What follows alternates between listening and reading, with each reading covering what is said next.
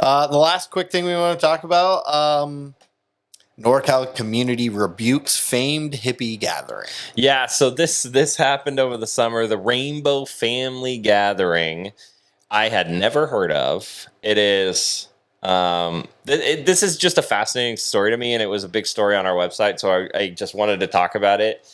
So the Rainbow Family Gathering is this big hippie festival. 10,000 people come to it. What's interesting about them is they're very secretive. They don't have a leader. They don't have an organization, right? And so what they do is they use word of mouth to set up these giant festivals. They get zero permitting. They get zero permission from the public lands, from the community, whatever. And they sort of sneak onto these lands and have these giant festivals. It's, you think of like Burning Man. Like Burning Man just happened. I saw all the videos and stuff. They get a ton of permitting. They do, they leave the place better than when they got there, all that sort of stuff. And these people, the Rainbow Family, they don't have that. And I'm sure a lot of them do their best to clean up afterwards, but they don't, they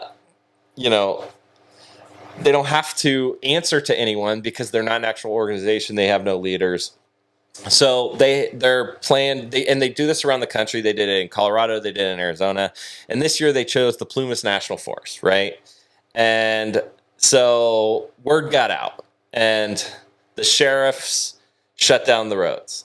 The Forest Service put an issued no-go into the Plumas National Forest. They essentially, the community shut it down, and they ended up moving it a little bit down the road. I think like 1,800 people came, but they were pissed. Who were pissed? The hippies. Yeah. And this is what you get by like they're saying, oh, they don't like counterculture stuff.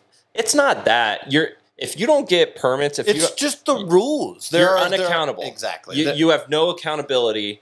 So Burning Man has insurance. Yeah. Like these companies, these organizations are this particular event.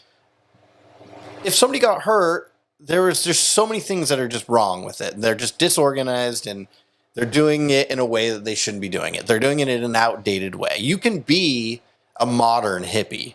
You don't have to be 60s. We don't do computers. We don't do things like that. There's ways to do this properly. I think there are many good examples of festivals that do this properly.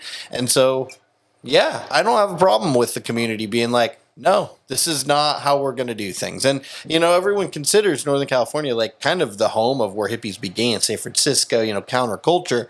But in the last 50 years, Northern California specifically has gotten a lot more conservative. Mm-hmm. You look at San Francisco as like literally the center of the hippie movement, but outside of San Francisco, Northern California is a pretty conservative place. And so, yes, you have the humble, you have the stoner hippies, which I consider myself one of, but you can do it in a way that is modern. That isn't, I'm of the 60s, I'm a flower child, I don't have a computer, I don't do anything like that. There's a new way of doing it. The strain you put on a community by bringing 10,000 people unannounced is massive. And there's environmental damage that can be done. There are structural issues that can be done. Also, the Plumas National Forest has ancestral lands of Native Americans, and they don't want it trampled on, right? So there's all these different people you have to worry about. We all share public lands. So, for me, I actually loved what they did in saying, no, like, we'll let you come here, but you got to go through the rules. You have to go through the process so we can keep you accountable. The public lands is for everyone, and we need to keep it pristine for everyone. So this was a big story throughout the region, and I'm glad that it worked out, well. From what I know, no damage occurred or anything like that.